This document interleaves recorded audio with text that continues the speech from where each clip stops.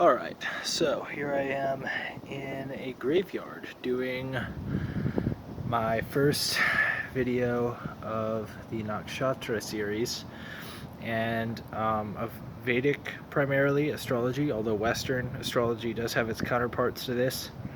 Um, so in Western astrology, the nakshatras are called lunar mansions or lunar stations, and basically how you measure a nakshatra is roughly the path or the distance that the moon moves in one day. So it's a loop of 27 of them. Some people say 28, some people say 26. As far as I can tell, they're wrong. It does appear to be 27 days even for the lunar mansions. They are measured in a slightly different counting system than people are usually used to. Um, the most people, I would say, count in base 10.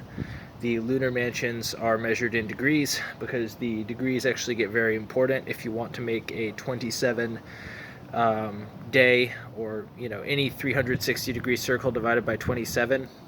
You're going to get 13 and a third degrees per day. So 360 degrees, 27 days, 13 and a third degrees. Now in base 10, the decimal that we all learned in school, it's very hard to make an even number out of threes, because what you get is repeating threes forever. So instead, what you are supposed to do, or what I found to be the easiest way to do this, is to do 13.2 out of 60. So 13.20. It's really not that mathematically hard. You can draw it out. 13.2 times 3 is 40 if you're counting in 60s. So you can divide 40 into 369 times, right? Because what is it, 9 times 4 is 36, so 9 times 40 degrees is 360 degrees. There's many different ways of chopping up the circle and thinking about it. For the moon's path, this is the best one that I've personally ever found.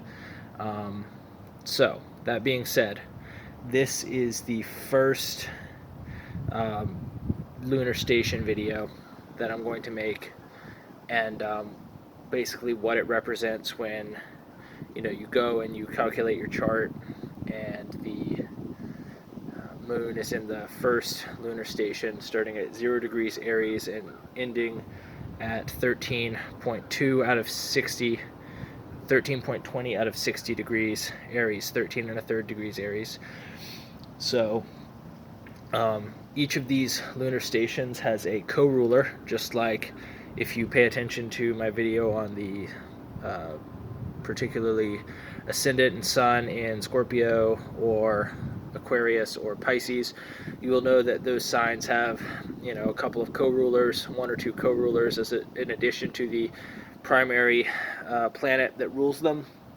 Each nakshatra also has a co-ruler, and I say this in relation to the moon, but every planet is in a nakshatra, and therefore every planet has the co-ruler of the nakshatra related to it. So the co-ruler of the first lunar mansion or lunar station or nakshatra, all the same thing, is obviously the main ruler is Mars because it's in the sign of Aries, and the second ruler is South Node. It's the south node of the moon, or descending node in some charts using some calculation methods. They will call it the descending node. In Vedic astrology, they call it K2.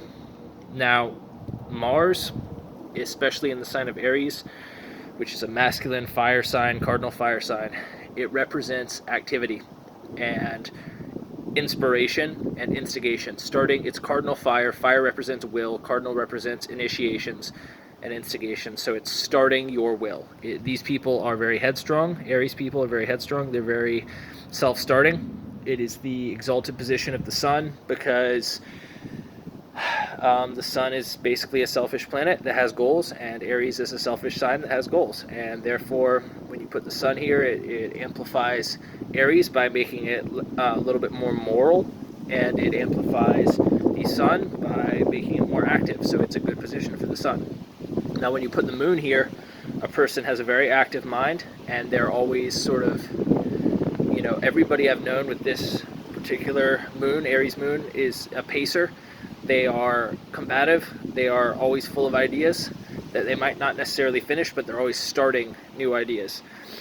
And particularly in the South Node part of Aries, you put South Node in the together with Mars, you get a very explosive person, because the South Node of the Moon is a tricky planet to categorize, but if I were to explain it in a few words, it would be forced detachment. So planets like Neptune will detach you from a particular area of your life. It will make you confused about it, or give you inspirational ideas, creative ideas about it that may or may not work.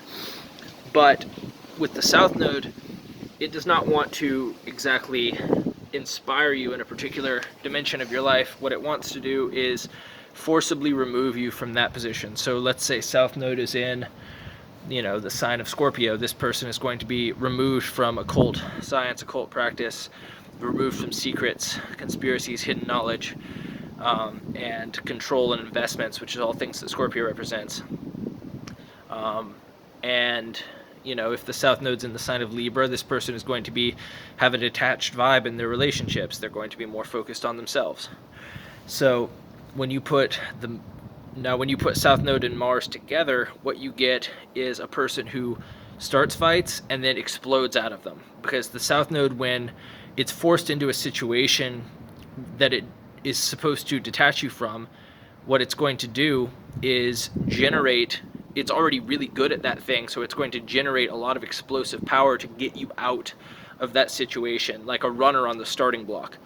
You know, the point of the runner is to run the race. They don't want to be on the starting block, so what do? They explode out of the gate really, really hard. And it's that initial sprint that allows you to, get out of where you're already good, because the South Node in part represents the areas of your life you're already good at. You're born with an innate ability here, so when you get there, you're overwhelmed with this sense of boredom, and you want to explode and escape and get the hell out. So that ultimately is the function of the South Node. So it would prefer not to act.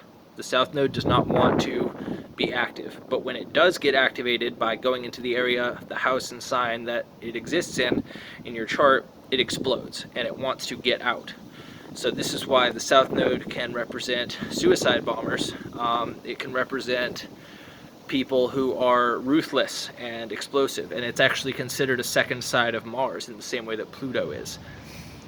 So, Aries is the soldier, Mars is the soldier, Pluto is like a strategist, a tactician, and a researcher, and with the aim of conquering still. And the South Node is something that has already conquered the area of life that it is in, and therefore wants to get out of that area as quickly as possible. So it does have this explosive energy that's way more powerful than Mars. It's way more powerful than even Pluto. It is explosive and immediate, and it shuts off as soon as it's not needed. But it serves to get you out of the area that you've already been good at, because you don't need to be there. You need to be where your North Node is, where you have information, new information to learn. Places where you're bad, you might not be necessarily as good, and you need to work there and obsess there. So this is essentially the function of the South Node.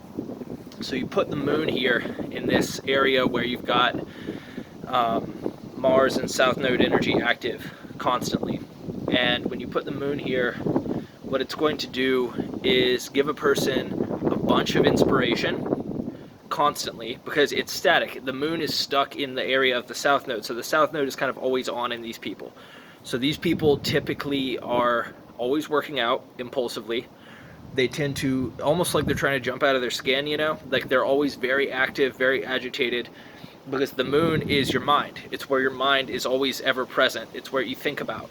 So when the moon comes within Aries, within Mars and South Node, it creates a person whose mind goes into the sort of explosive dimension of Mars and South Node of the first lunar station, and it explodes out, and then it goes back in, because the moon's like, well, I'm here, I live here, I am going to think about this and ponder it. This is where I have to feel comfortable.